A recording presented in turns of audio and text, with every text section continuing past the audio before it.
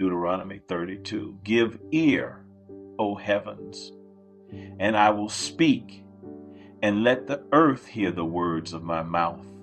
May my teaching drop as the rain, my speech distill as the dew, like gentle rain upon the tender grass, and like showers upon the herb.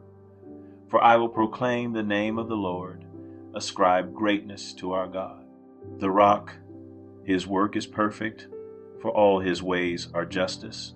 A God of faithfulness and without iniquity, just and upright is he. They have dealt corruptly with him. They are no longer his children because they are blemished.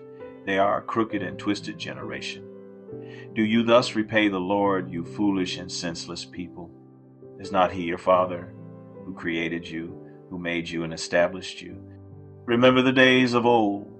Consider the years of many generations. Ask your father, and he will show you, your elders, and they will tell you. When the Most High gave to the nations their inheritance, when he divided mankind, he fixed the borders of the peoples according to the number of the sons of God. But the Lord's portion is his people, Jacob his allotted heritage. He found him in a desert land, and in the howling waste of the wilderness. He encircled him. He cared for him. He kept him as the apple of his eye, like an eagle that stirs up its nest, that flutters over its young, spreading out its wings, catching them, bearing them on its pinions. The Lord alone guided him. No foreign god was with him. He made him ride on the high places of the land, and he ate the produce of the field, and he suckled him with honey out of the rock and oil out of the flinty rock, curds from the herd and milk from the flock, with fat of lambs, rams of Bashan and goats, with the very finest of the wheat, and you drank foaming wine made from the blood of the grape. But Jeshurun grew fat and kicked. You grew fat, stout, and sleek. Then he forsook God who made him and scoffed at the rock of his salvation. They stirred him to jealousy with strange gods. With abominations they provoked him to anger. They sacrificed to demons that were not God, to gods they had never known, to new gods that had come recently, whom your fathers had never dreaded. You were unmindful of the rock that bore you, and you forgot the God who gave you birth. The Lord saw it and spurned them because of the provocation of his sons and his daughters. And he said, I will hide my face from them. I will see what their end will be, for they are a perverse generation, children in whom is no faithfulness. They have made me jealous with what is no God. They have provoked me to anger with their idols.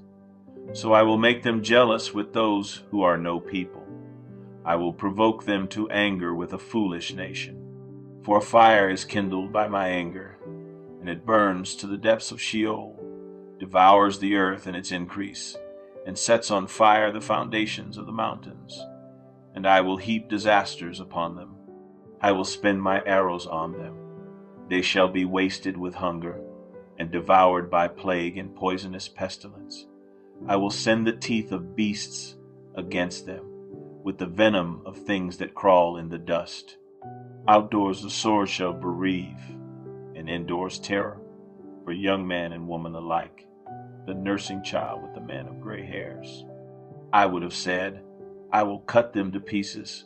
I will wipe them from human memory, had I not feared provocation by the enemy, lest their adversaries should misunderstand, lest they should say, Our hand is triumphant. It was not the Lord who did all this. For they are a nation void of counsel, and there is no understanding in them. If they were wise, they would understand this. They would discern their latter end. How could one have chased 1,000, and two have put 10,000 to flight, unless their rock had sold them, and the Lord had given them up? For their rock is not as our rock. Our enemies are by themselves. For their vine comes from the vine of Sodom and from the fields of Gomorrah. Their grapes are grapes of poison. Their clusters are bitter. Their wine is the poison of serpents and the cruel venom of asps. Is not this laid up in store with me, sealed up in my treasuries? Vengeance is mine and recompense, for the time when their foot shall slip, for the day of their calamity is at hand, and their doom comes swiftly. For the Lord will vindicate his people and have compassion on his servants when he sees that their power is gone and there is none remaining, bond or free. Then he will say, where are their gods, the rock in which they took refuge, who ate the fat of their sacrifices and drank the wine of their drink offering? Let them rise up and help you. Let them be your protection. See now that I, even I, am he, and there is no God beside me. I kill and I make alive.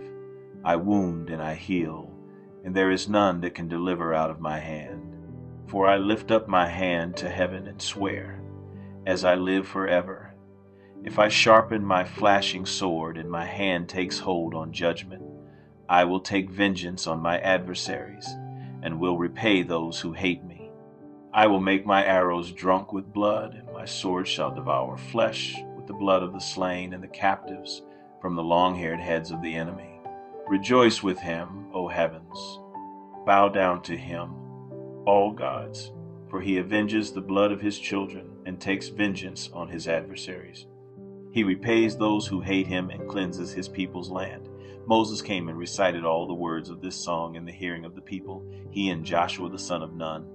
And when Moses had finished speaking all these words to all Israel, he said to them, take to heart all the words by which I am warning you today, that you may command them to your children, that they may be careful to do all the words of this law. For it is no empty word for you, but your very life, and by this word you shall live long in the land that you are going over the Jordan to possess. Moses' death foretold.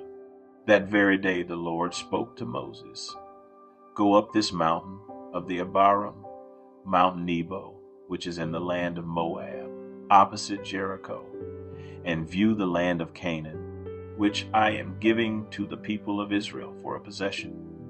And die on the mountain which you go up, and be gathered to your people, as Aaron your brother died in Mount Hor and was gathered to his people, because you broke faith with me in the midst of the people of Israel at the waters of Meribah Kadesh in the wilderness of Zin, and because you did not treat me as holy in the midst of the people of Israel. For you shall see the land before you, but you shall not go there into the land that I am giving to the people of Israel. Deuteronomy 33, Moses' final blessing on Israel. This is the blessing with which Moses, the man of God, blessed the people of Israel before his death. He said, the Lord came from Sinai and dawned from Seir upon us. He shone forth from Mount Paran. He came from the 10,000s of holy ones with flaming fire at his right hand. Yes, he loved his people. All his holy ones were in his hand, so they followed in your steps, receiving direction from you when Moses commanded us a law as a possession for the assembly of Jacob. Thus the Lord became king in Jeshurun when the heads of the people were gathered, all the tribes of Israel together. Let Reuben live and not die, but let his men be few. And this he said of Judah, hear, O Lord, the voice of Judah, and bring him in to his people. With your hands contend for him, and be a help against his adversaries. And of Levi he said, give to Levi your Thummim and your Urim to your godly one, whom you tested at Massah, with whom you quarreled at the waters of Meribah, who said of his father and mother, I regard them not. He disowned his brothers and ignored his children. For they observed your word and kept your covenant. They shall teach Jacob your rules and Israel your law. They shall put incense before you and whole burnt offerings on your altar. Bless, O Lord, his substance, and accept the work of his hands. Crush the loins of his adversaries, of those who hate him, that they rise not again. Of Benjamin he said, the beloved of the Lord dwells in safety. The high God surrounds him all day long and dwells between his shoulders. And of Joseph he said, blessed by the Lord be his land, with the choicest gifts of heaven above, and of the deep that crouches beneath, with the choicest fruits of the sun, and the rich yield of the months, with the finest produce of the ancient mountains, and the abundance of the everlasting hills, with the best gifts of the earth and its fullness, and the favor of him who dwells in the bush. May these rest on the head of Joseph, on the pate of him who is prince among his brothers. A firstborn bull, he has majesty, and his horns are the horns of a wild ox. With them he shall gore the peoples, all of them, to the ends of the earth. They are the 10,000s of Ephraim, and they are the thousands of Manasseh. And of Zebulun he said, Rejoice, Zebulun, in your going out, and Issachar in your tents. They shall call peoples to their mountain. There they offer right sacrifices, for they draw from the abundance of the seas and the hidden treasures of the sand. And of Gad he said, Blessed be he who enlarges Gad. Gad crouches like a lion. He tears off arm and scalp. He chose the best of the land for himself, for there a commander's portion was reserved. And he came with the heads of the people. With Israel he executed the justice of the Lord, and his judgments for Israel. And of Dan he said, Dan is a lion's cub that leaps from Bashan. And of Naphtali he said, O Naphtali, sated with favor, and full of the blessing of the Lord, possess the lake and the south. And of Asher he said, Most blessed of sons be Asher. Let him be the favorite of his brothers, and let him dip his foot in oil. Your bars shall be iron and bronze, and as your days, so shall your strength be. There is none like God, O Jeshurun, who rides through the heavens to your help, through the skies in his majesty. The eternal God is your dwelling place, and underneath are the everlasting arms. And he thrust out the enemy before you and said, Destroy. So Israel lived in safety. Jacob lived alone, in a land of grain and wine, whose heavens drop down dew. Happy are you, O Israel. Who is like you, a people saved by the Lord, the shield of your help, and the sword of your triumph?